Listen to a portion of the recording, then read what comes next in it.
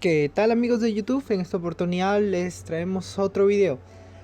Este video va a tratar en realidad de algunas cartas que están en Code of the Duelist, el próximo booster, la próxima expansión que va a salir para Yu-Gi-Oh! Y que ya nos llega en agosto. Bueno, empezamos.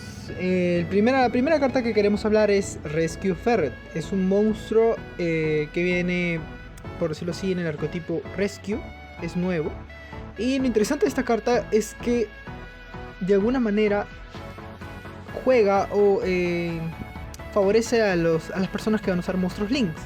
¿Por qué no? Esta carta dice, puedes barajar esta carta que tú tengas a tu deck para invocar monstruos a tu campo donde, bueno, un monstruo link te esté apuntando en realidad, ¿no? La condición que te pide es que el nivel sea exactamente 6 y no puedes invocar obviamente a Rescue Ferret, ni a sus efectos se destruyen al final del turno, y solo puedes usar el efecto Rescue Ferret una vez por turno. Súper interesante, y hay varias jugadas que se me vienen a la mente con esta carta.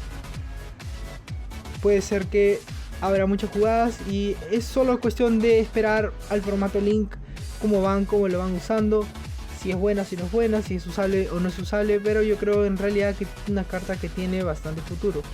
No pide muchas condiciones en realidad, y sí puede ser invocado especialmente, es lo interesante, ¿no? Y los stats, bueno, es igual que la mayoría de los Rescue Monsters, ¿no? La siguiente carta es otra carta aquí de campo en esta oportunidad y se llama Defense Zone. Ahora, esta carta, como mencionamos, es una carta de campo, es una carta mágica y dice: cuando un jugador controle un monstruo en su zona principal de monstruos, cartas de los jugadores de ese jugador en su zona de mágicas y trampa que están en la misma columna que de ese monstruo o esos monstruos no pueden ser destruidos por efectos de tu oponente. Tampoco tu oponente no puede tarjetear esas cartas con efectos. ¿Esto qué quiere decir? Que de alguna manera van a aparecer más cartas que destruyen mágicas y trampa. Ya tenemos bastante en el juego, bastantes efectos, y eso es de alguna manera protege esas cartas siempre y cuando tengas monstruos en tu zona Main Monster Zone, ¿no? Que vendría en inglés. Ahora, lo interesante es que juega para los dos jugadores, ¿no?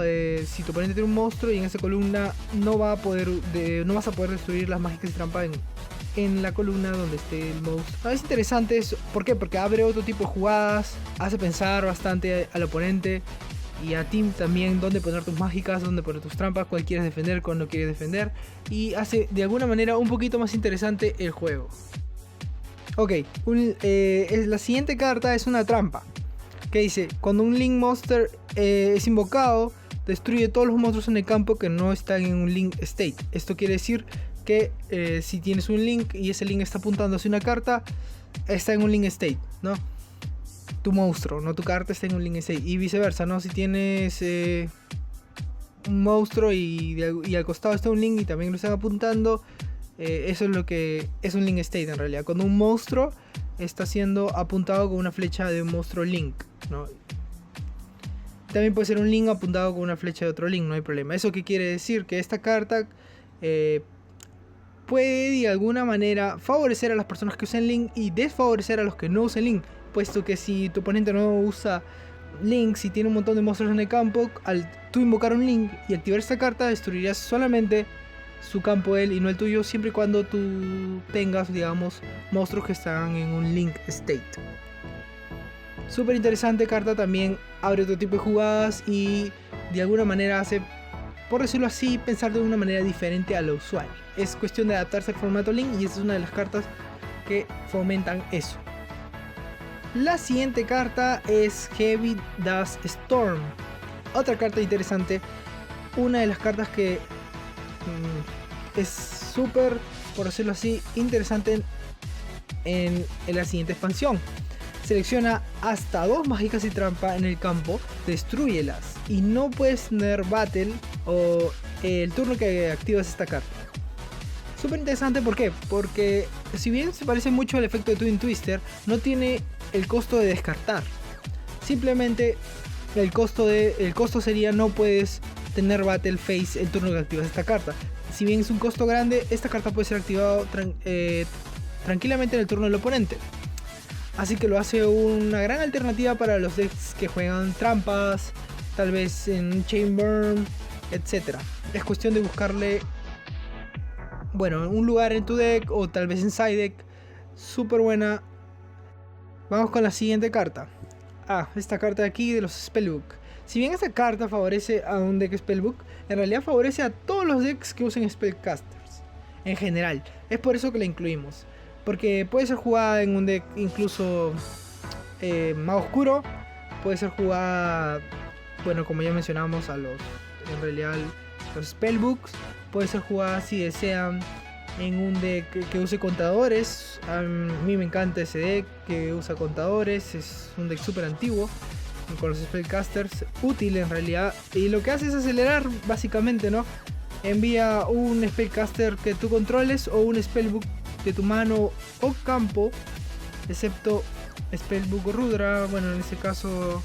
Y si tú lo haces, roba 2 cartas, ¿no? Solo puedes activar un efecto Rudra por turno. Súper interesante carta también, bastante aceleración, 2 cartas, sí, útil en realidad para los decks que usan Spellcaster, de alguna manera potenciando ese tipo de decks.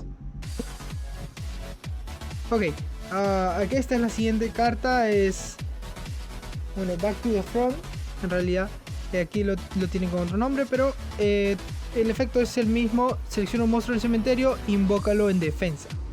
Esto abre un sinfín de jugadas, puesto que, a diferencia de la otra trampa con los de Haunted, esta carta no es continua. Es una carta trampa simple, con un texto súper simple, y lo que permite es que te defiendas y al mismo tiempo traigas un monstruo del cementerio. Además de eso, al no ser continua, en algunos decks podría usarse cartas al mismo tiempo como Gorz, como Tragoedia, en realidad muchos otros tipos de cartas, puesto que al ser, digamos, activada y enviarse al cementerio, no ocupa tanto espacio en la zona de mágicas y trampa, y debido a que ahora los Pendulum están en esa zona, de alguna manera es más útil o tiene diferente utilidad a Call of the Haunted, ¿no? No diría que es mejor que Call of the Haunted, simplemente que tiene otro tipo de utilidad y dependiendo del deck puede ser más útil o menos útil que Call of the Haunted. Es una gran alternativa en realidad y me gustaría ver más cartas así. Por último tenemos esta carta de aquí, es una trampa counter también. Bueno, el efecto es cuando tu oponente activa un efecto de un monstruo y tu oponente roba una carta, niegas el efecto del monstruo, la activación del efecto del monstruo y lo destruyes, ¿no? Súper útil.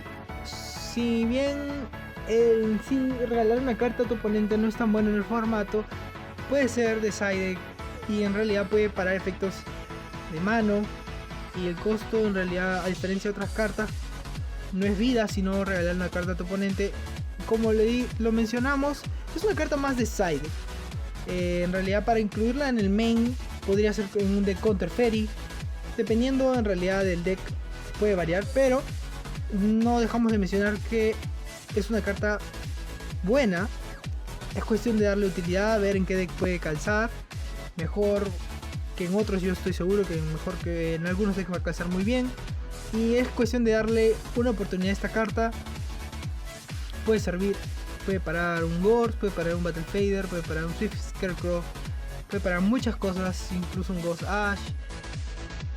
Y como mencionamos, el formato está lleno de hand traps, y si a veces tu oponente tira Max E, el único Max E, si tiene la suerte que le toca y tú tiras esto, pues puedes tener el juego ya ganado, ¿no? Darle una sola carta al oponente en lugar de todas las que le puedes dar con Max E, bueno, vale la pena en realidad. Pero como mencionamos, es una carta que hay que pensar, es una carta de side deck tal vez, es cuestión de ver en qué deck va. Y bueno, eso sería todo por ahora, amigos. Ha sido un video relativamente corto, espero que lo hayan disfrutado. Y bueno, en la sección de comentarios estamos esperando qué es lo que piensan de Call of the Duelist. ¿Les gusta lo que viene? ¿Qué tal están proyectando para sus decks? ¿Qué decks les gustaría ver actualizados? ¿Qué cartas en realidad están esperando que salgan todavía? Dejen en la sección de comentarios todas sus opiniones, todas sus ideas. Y bueno, ya nos despedimos y esto es todo, amigos.